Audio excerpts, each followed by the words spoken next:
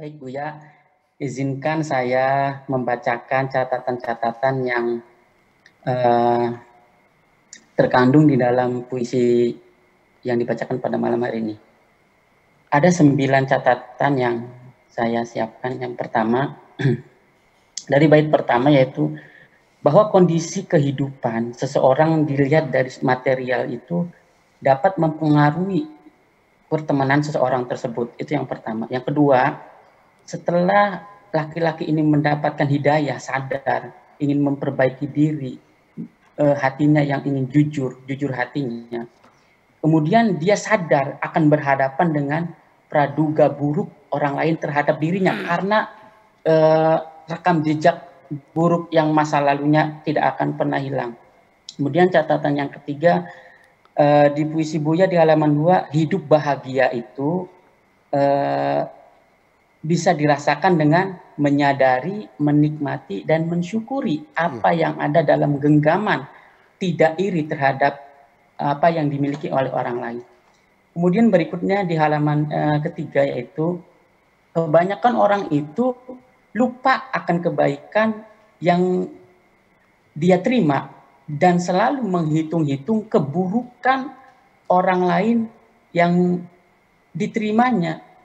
Jadi kebaikan dilupakan, keburukan orang lain dilekatkan. Kemudian di halaman 3 juga Buya mensyaratkan kebahagiaan ada 2. Yang pertama, tidak disangkut pautkan dengan apapun jika ingin kita bahagia. Dan kebahagiaan itu akan melekat pada diri kita jika tidak digantungkan dengan kepada siapapun. Kemudian catatan berikutnya yaitu mahalnya belajar hidup di puisi Gelombang Cinta kali ini yaitu menemukan jati diri. Di halaman 6 Buya mengatakan pelajaran-pelajaran yang kita temui di dalam hidup ini menjadi pribadi yang kokoh. Kemudian di halaman 8 catatan yang berikutnya itu Buya mengilustrasikan atau mengibaratkan keberadaan uang ibarat tidak ada air jadi dahaga, tidak ada uang jadi gelisah. Ketika kebanyakan uang atau air jadi binasa. Yang ini yang dialami oleh laki-laki ini.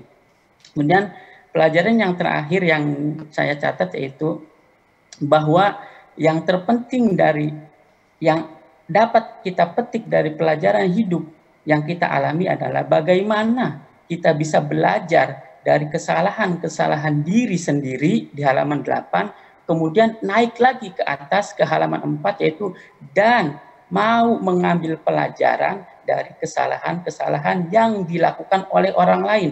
Itu pelajaran hidup yang sangat berguna bagi saya dan itu tidak gratis di dalam Gelombang Cinta pada malam hari ini. Kemudian yang lainnya sudah dibahas oleh Pak Jojo terkait pelajaran yang baru tadi. Pak Dik juga sudah menyinggung dan lain sebagainya. Itu saja yang dapat saya utarakan. Mohon maaf Buya. Terima kasih. Assalamualaikum warahmatullahi wabarakatuh. Waalaikumsalam warahmatullahi wabarakatuh. 9 catatan Buya yang disampaikan oleh Mas Yanus Subhan tadi. Perlu saya jawab dulu. Bahwa memang dalam kehidupan kita ini kalau kita sedang makmur, banyak duit, teman banyak.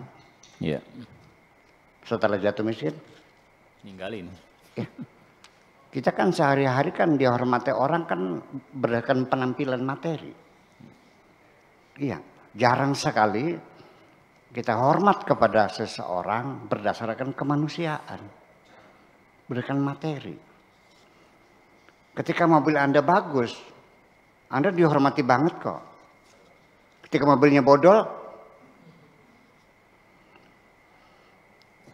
kalau rumahmu itu gubuk reot, Anda tidak dihormati orang. Rumahmu gedong, itulah sebabnya kita terjebak dalam materialisme.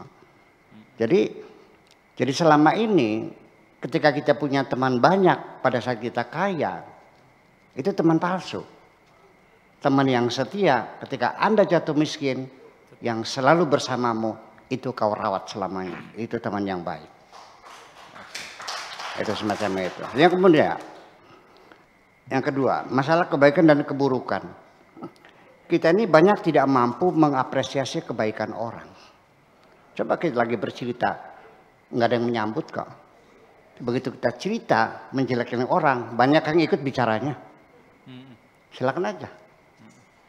Nah makanya kenapa saya memilih yang tidak populer ini? Saya terlalu mahal mulut saya untuk menjelek-jelekan siapapun. Untuk mengkapir-kapirkan siapapun. Tidak ada yang kau benci semuanya. Semuanya aku sanjung.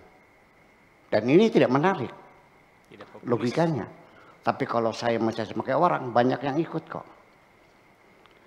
Ini yang namanya instinct of destruction dan instinct of survive. Ini punya respon yang berbeda.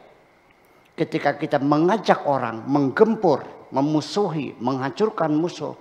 Ketika revolusi kemerdekaan, hancurkan Belanda, binasakan Belanda, usir Belanda, banyak yang ikut. Begitu, mari kita bangun, melempem semuanya itu. Itu kenyataan. Ya, betul nggak? Betul. Iya. Akhirnya semua mencari kepentingan pribadi masing-masing. Jangan bohongin diri kamu sendiri. Ya. Kemudian, yang apa lagi tanya? Belajar dari kesalahan masalah. Menerima apa adanya. Ya memang pada akhirnya yang menyebabkan kita menderita itu karena kita selalu melihat yang dimiliki orang lain. Orang lain beli mobil, pengen beli mobil. Orang main beli TV yang 65 in ya. Tetangga istrinya cantik, dia aduh kenapa istrinya jadi jelek. Terjadi. Padahal bukan itu. Cobalah syukuri saja, nikmati saja apa yang ada di tanganmu itu. Iya. Semakin Anda banyak memperhatikan apapun yang di tangan orang lain, Anda semakin menderita. Dan tidak akan pernah selesai. Ya sudah, ini suamiku, ya udah lumayan. Ya. Bibirnya doer lumayan lah. Ini milikku kan, nikmati aja lah. Jadi sesungguhnya rasa bersyukur itulah merupakan satu representasi daripada satu kebahagiaan juga sesungguhnya itu. Kemudian memang seperti air. Orang itu, air itu kalau nggak ada air kekeringan, kita dahaga kita juga bisa binasa. Kalau airnya kebanyakan, binasa juga. Binasa juga. Aceh dikasih air begitu banyak, habis. Habis. Iya, Pattaya di Thailand habis. Habis. Ya, Sri Lanka gulung. Sama. Kebanyakan air juga bahaya. Harta juga sama. Jangan kau kira engkau menjadi kaya, engkau semakin baik. Engkau akan membinasakan dirimu sendiri. Jadi ketika engkau dikasih miskin oleh Allah, alhamdulillah aku sedang dibimbing oleh Allah. Untuk itu saya doakan kamu jadi miskin semuanya. Gitu. Jadi tergantung. Jadi ada orang yang memang bagusnya kaya. Iya. Ada yang bagusnya miskin. Iya. Jadi kita praduga baik aja lah. Mungkin Allah ngasih rezeki kecil nih karena Allah sayang sama saya sehingga saya terbimbing terus dapat hidayah. Ya kalau orang nggak punya duit kan bagaimana mau ngelacur? Apalagi sekarang tarifnya 120 juta. Dari mana duitnya? Karena kan nggak jadi. Iya. Mau diskotek lagi. Harga teh botol berapa? 50.000. Ya, orang sini hanya 5.000 kok sudah. Ada esnya kok. Duitnya nggak ada. Jadi karena Anda miskin, Anda tidak melakukan kemaksiatan kok. Iya. Iya kan? Tapi ada lagi orangnya bagusnya kaya. Miskin dia ngerampok. Kalau kaya dia dermawan, ya udah bagus kaya. Jadi apapun yang terjadi selalu husnudzan, praduga baik kepada Tuhanmu selalu. Mungkin ini yang terbaik bagi Tuhanku. Jadi sekali lagi dapat duit banyak, alhamdulillah. Dapat duit sedikit, nggak dapat duit, duitnya hilang, alhamdulillah. Paling bahagia sekali. Kemudian yang terakhir, ini mengakui kesalahan ini bukan hal yang mudah. Sebab kita bisa mengetahui kesalahan kita, itu ada proses yang namanya introspeksi. Tanpa itu kita nggak sadar kita salah. Kenapa banyak orang tidak sadar akan kesalahannya? Karena di dalam introspeksi sendiri, dalam kajian psikologis, itu ada kesulitan-kesulitannya. Salah satunya adalah ketidakjujuran kita melihat diri kita sendiri. Itu persoalannya. Makasih. Ya. Terima kasih Buya.